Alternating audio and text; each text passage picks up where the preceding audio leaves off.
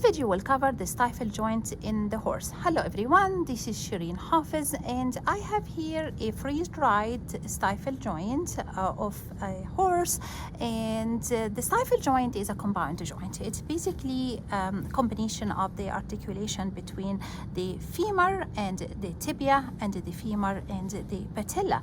Between the femur and tibia, that's a femorotibial joint, and the femur and patella, that's a femuropatellar joint. So we need to fix these joints with ligaments.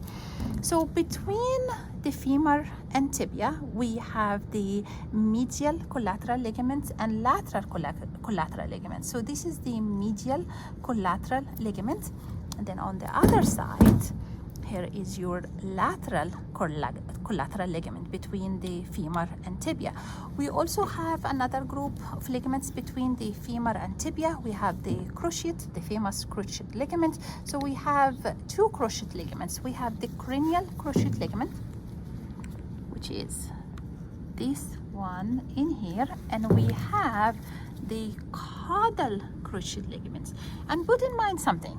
We name these ligaments by where they attach on the tibia, meaning this one is attaching on the caudal side of the tibia, that's your caudal cruciate ligament.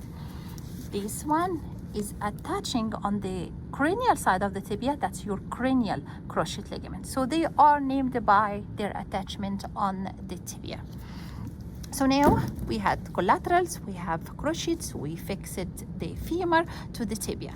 But the distal end or the condyles of the femur and the condyles of the tibia are really incongruent because both of them are convex. So we have to have something that fixes this incongruency of the joint. So we have something called menisci.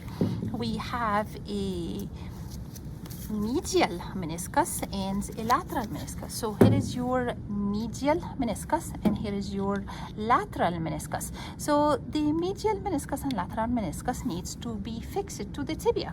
So the medial meniscus and lateral meniscus both are fixed by meniscotibial ligaments, and in each one there is a cranial one and a caudal one. So the medial meniscus has a cranial and a caudal meniscotibial ligament. Those are just little ones. This is an example of those. Connect the meniscus to the tibia. So cranial and caudal meniscotibial ligaments of the medial meniscus. Same thing on the lateral side. We have a cranial and caudal meniscotibial ligaments of the lateral meniscus.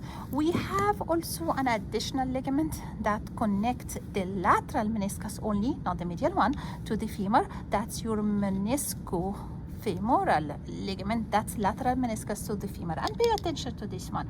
You almost all the time confuse this meniscofemoral to the caudal cruciate, so don't.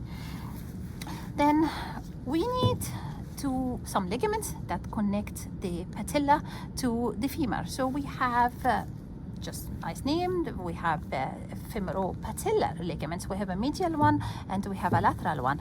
This one is your lateral femuropatellar ligament, and on the other side we're supposed to have another one. It's just cut in this specimen, so it's just like this one. It's femuropatellar ligament. Okay, now there's something left. We need to connect the patella to the tibia. So the patella is connected to the tibia through patellar ligaments, which really are patellar tendons. They are like the tendon of the quadriceps femoris. So we have three patellar ligaments.